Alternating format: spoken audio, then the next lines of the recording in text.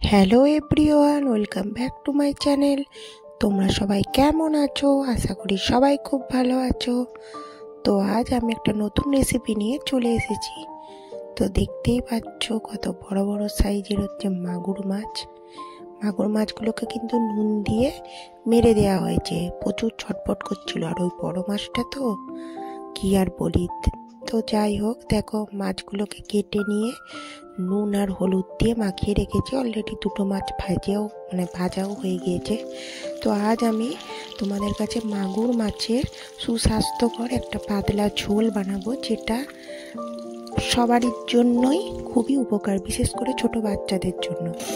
তো দেখতে গেলে প্রথমে মাছগুলোকে ভেজে নিলাম। তারপরে ভাজা হয়ে যাওয়ার পরে খুব কিন্তু বেশি কড়া করে ভাজবে না, কড়া করে ভাজলে তার স্বাদটাই নষ্ট হয়ে যাবে। তো তারপরে ভেজে তুলে রেখে আলুগুলোকে এরকম লম্বা লম্বা করে কেটে তাতে একটু নুন আর সামান্য একটু হলুদ দিয়ে ভালো করে লাল লাল করে কড়াতে ভেজে নেব।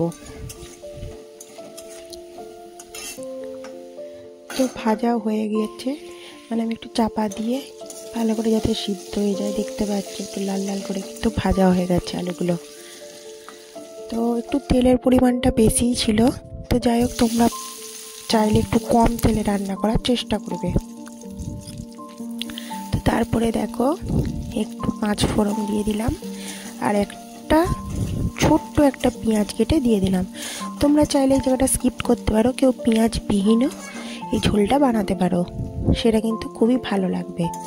তো যাই হোক, আমি কিন্তু খুবই পাতলা একটা ঝোল বানাবো, যেটা রুগী বলো বা বাচ্চাদের জন্য এবং সবারই জন্যই খুবই ভালো খেতে লাগবে। তো তারপরে একটা টমেটোকে কেটে রেখেছিলাম, পেঁয়াজটা একটু ভেজে একটু টমেটোটা দিয়ে দিলাম। আর এখানে হচ্ছে জিরে আর আদা বাটা। এসব রান্নাতে তোমরা একটু বাটাগুলো ইউজ করলে খুব ভালো খেতে হয়। জিরে, আদা বাটা, জিরে বাটা, ধনে বাটা। তো তারপরে যদি যারা লঙ্কা ব্যবহার করে তারা লঙ্কাটা একটু শুকনো লঙ্কাকে বেটেও দিতে পারো। তো এরপরে আমি একটু হলুদ আর নুনটা দিয়ে দিলাম। আমি খুব কম মশলায় এই ঝোলটা কিন্তু বানাবো, আর বেশি কিছু মশলা আমি এতে ইউজ করব না। চাইলে তোমরা এতে একটু মৌরিও অ্যাড করতে পারো, মৌরিকে বেটে দিলে খুব খেতে খুব সুন্দর লাগবে। তো আমি এখানে লঙ্কা গুঁড়ো অ্যাড করিনি, কারণ আমাদের বাড়িতে তোমাদেরকে আগেই বলেছি যে খুব একটা লঙ্কা খাই না, ওই কারণে আমি লঙ্কার গুঁড়ো অ্যাড করিনি। তো তারপরে মশলাটা কষিয়ে আমি আলুগুলো দিয়ে দিলাম। তো আলুগুলোকে আমি মশলার সাথে কিন্তু ভালো করে কষিয়ে দিলাম। কষিয়ে দেওয়ার পরে দেখো আমি কিন্তু জলটা ঢেলে দিলাম। আর এটা কিন্তু খুবই পাতলাই একটা ঝোল হবে। দেখো আমি কিন্তু একটু পরিমাণে জলটা বেশিই দিয়েছি, যেহেতু আমাদের বাড়িতে সবাই একটু পাতলা পাতলা ঝোলটা খেতেই পছন্দ করে।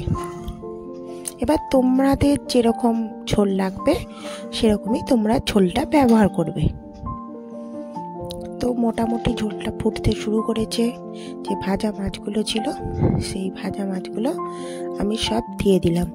আর তোমাদেরকে একটা কথা বলি, তোমরা যখন এইসব মাছ ভাজবে, বিশেষ করে জ্যান্ত মাছ, তোমরা অবশ্যই কিন্তু চাপা দিয়ে দিয়ে ভাজবে, না হলে কিন্তু গায়ে ফুটে যেতে পারে।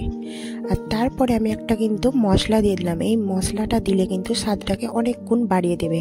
এটা আমি বাড়িতে তৈরি একটা মশলা বানিয়েছি।